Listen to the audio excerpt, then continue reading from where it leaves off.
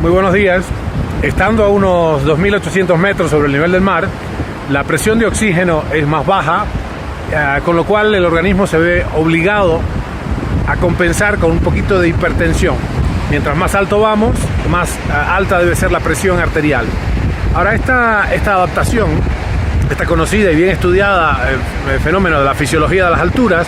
nos recuerda a nosotros cuál es la causa primaria de la hipertensión idiopática, de la famosa hipertensión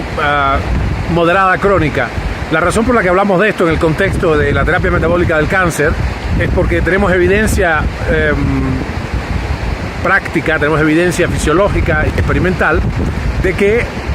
el fenómeno primario del cáncer puede estar relacionado precisamente con una disrupción de la capacidad de respirar de las células. En otras palabras, cuando un conjunto de factores, entre los cuales la presencia del oxígeno es fundamental también, se conjugan, aparece lo que llamamos nosotros una crisis respiratoria. Crisis respiratoria no de los pulmones, sino de las mitocondrias. Esta hipótesis de la crisis mitocondrial en condiciones de reparación orgánica es una teoría que explica la totalidad, a la fecha, la totalidad de los fenómenos de la oncología que no tenían explicación antes, con la hipótesis de la mutación puntiforme de un gen, o de dos. Bien, la cuestión es que en estas circunstancias ya tenemos una razón para pensar que consolidando la salud vascular y consolidando la micronutrición, es decir, la cantidad de coenzimas respiratorias, que todas dependen de las vitaminas del complejo B, que asisten a la mitocondria en la cadena respiratoria, la cadena transportadora de electrones, tenemos sin duda entonces un método eficaz y replicable en escala para proteger a la población humana del cáncer,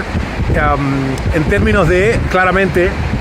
que nunca suceda una crisis mitocondrial en condiciones de reparación orgánica. La razón por la que usamos este combustible y no los carbohidratos como gasolina fundamental en este contexto, y de ser posible en todos los contextos, es porque durante la forja del genoma humano, durante la hechura de nuestra herencia genética, de nuestro ADN finalmente,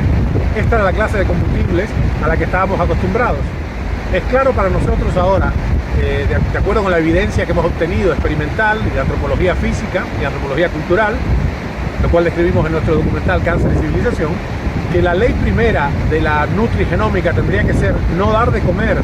a un cavernícola una comida de la era postindustrial. Es decir, claramente nuestro genoma está adaptado a los alimentos que son grasas y proteínas, en particular las grasas saturadas, y de ninguna manera nos va a ir bien con la actual predominancia de los carbohidratos simples, que además nos tienen en constante estado de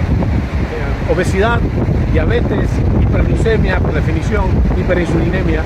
y que destruyen finalmente. El problema con la diabetes crónica es que destruye, por varias razones, destruye los capilares sanguíneos, destruye las arteriolas, es decir, afecta fundamentalmente la capacidad distributiva circulatoria del organismo, con lo cual entonces tenemos un severo problema, una caída de la presión tisular de oxígeno semejante a la que sucede en este entorno si no tuviéramos la capacidad de subir la presión arterial para compensar la perfusión de oxígeno en los tejidos. La demonización que empezó con las grasas saturadas a la mitad del siglo XX ha producido, ya hay consenso sobre esto, es responsable de una enorme